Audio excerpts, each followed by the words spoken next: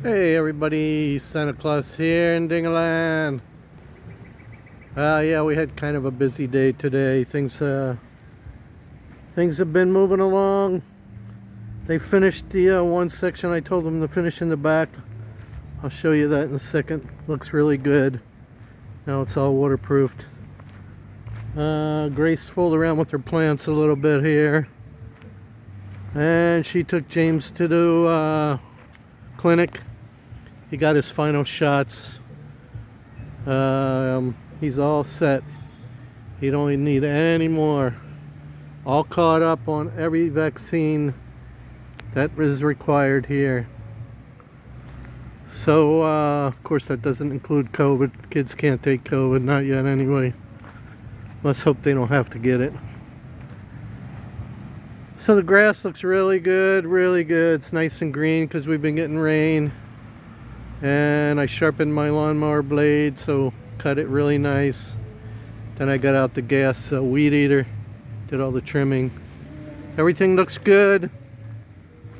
I'll show you the back here in a second.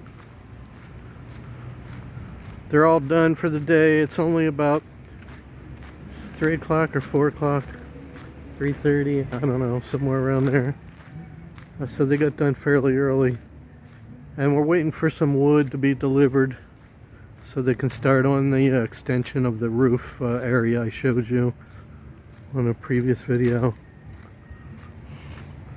But and we have a lot of leftover sand, but we'll put it to use.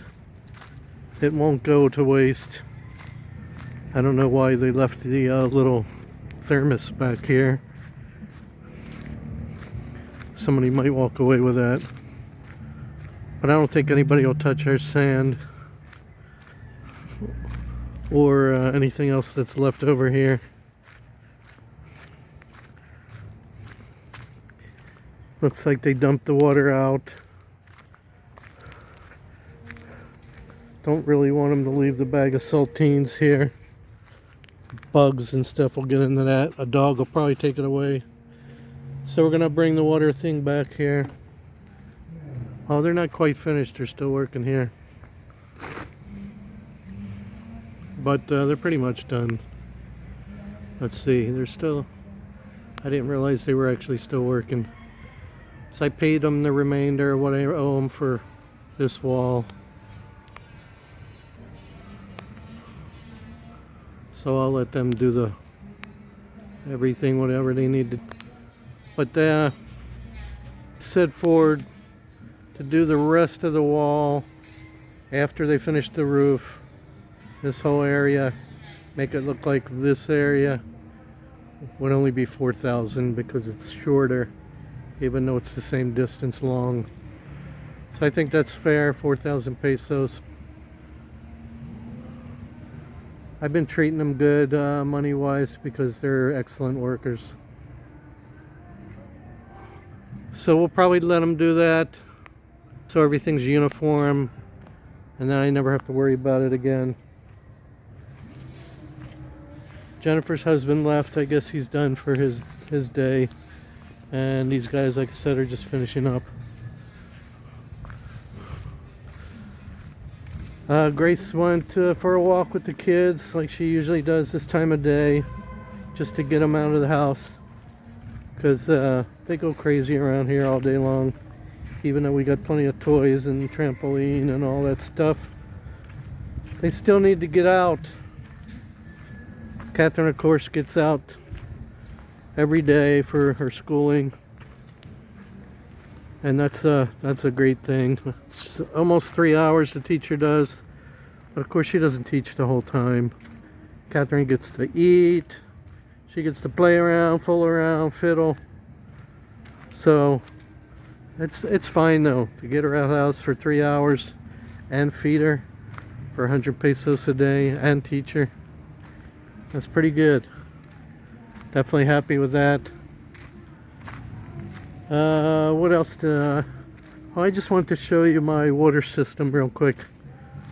For those who wonder what to do if they have really, really low water pressure.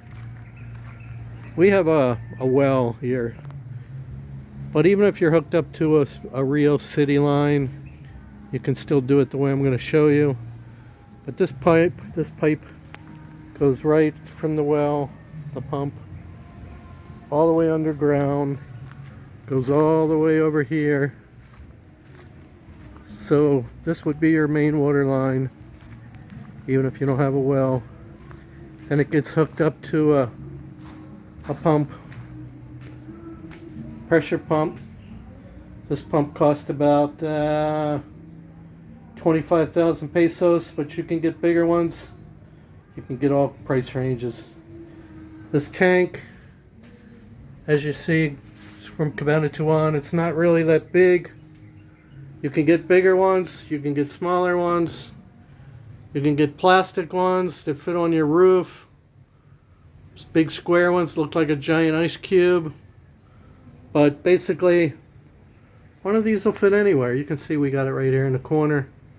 You don't need a lot of space, you really don't. So the water just fills this tank. The pump pumps water from your main line. For us it's the well, and it fills this tank. This is just an auxiliary tank, pressurized. And then you take your showers or whatever you're gonna do with your water. And if you're on a second floor or third floor, you're gonna have the pressure, because this tells you how much pressure you have. You can even set it for more pressure. This is where we keep it, right around 40, 35 to 40, and it shuts off automatically. But you could even go further, but it's not really recommended to go too much further, because that's a lot of pressure. So you put one of these in your area, your place, your deck. Everybody has room for this, man. You don't need a lot of room, trust me. And if you don't want this type, and you want to gravity fed, well, you have to put it on a stand or put it on your roof.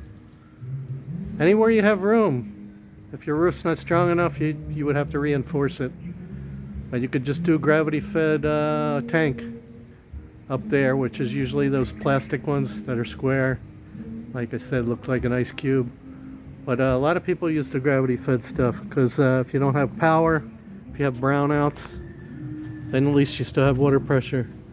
But we don't have to worry about that, because we have a generator. So we always will have power here. This is our generator.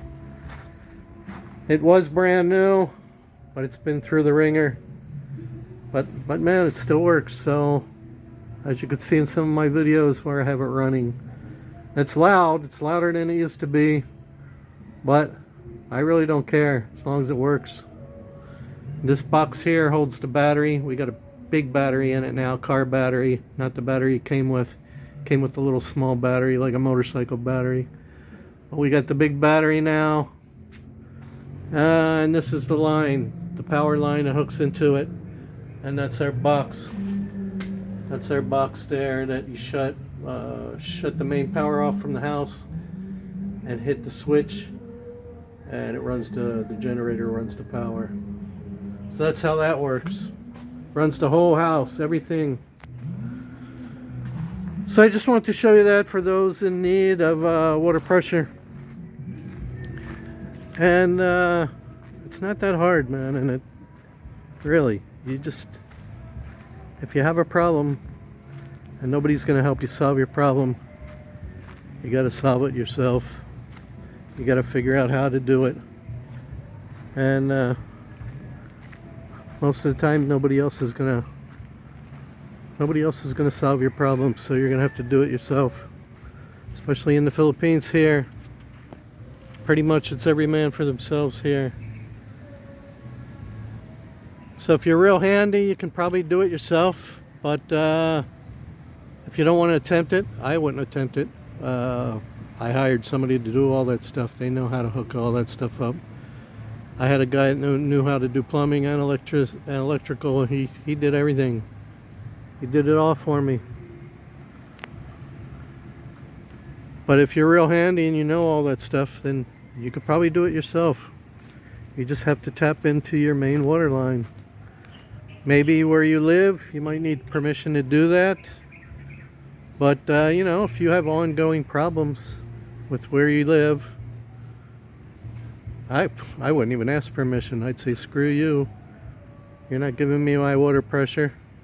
You're not giving me my what I pay good money for. I'm tapping into the line whether you like it or not. It's my water line. So that's something to think about for you guys out there that may have water pressure problems, because I know it's fairly common here in the Philippines. Lots of problems here: electrical problems, water problems, brownouts, everything. You just gotta fix it, man. I have a lot of problems here too. I have a lot of problems. And just take one day at a time. Try to fix one problem at a time. That's what we try to do here. So I'm working on my right-of-way problem. Then I'm gonna have to work on getting everybody to put up the proper wires, the proper power lines. They're all in the trees here. This is not what they're supposed to do. They're supposed to have a designated pole everybody's supposed to use, but these people don't care. They just throw their power line wherever they want, and they just throw their water lines wherever they want. These are water lines that they actually rent from the guy that's got a giant tank in the mountains. He's got a big tank, and he lets people use his big tank by running these water lines. These run for miles, all the way up to the mountain, and they pay the guy that owns the big tank, I don't know how much. It's not much, but this is their access of water. But the stupid thing is, they just lay them down. They don't bury them. So as you can see, people do repair jobs on them. Every time we have a big truck come through here, it wrecks their water line. What do they expect? They should have buried it right here. We told them. It's always leaking. So this is 3 different people's lines right here. That's what it is. And they're always leaking. They're always repairing it. I said, you guys have to bury them. But I wouldn't do it yet, because this might end up being my right of way. And they're not going to be able to keep this stuff here. And they're not going to be able to keep their electrical lines here if this is my right of way. Because I'm going to be tearing down these trees. At least some of them. So it's going to be a problem. It's going to be a big issue in the future, wherever my right of way might be. It's going to be a mess. But we'll take care of one problem at a time. That's what you got to do. Just deal with it and do the best you can here, one day at a time. So that's about it. This video is getting a little long here. It's going to take the rest of the night probably to load. And you probably won't see it till tomorrow. But that's okay. I appreciate you guys watching. Please make sure you like and subscribe. I would appreciate it. And that's going to do it. God bless everyone. Santa Claus. Now living in the Philippines and Dinglan. Over and out.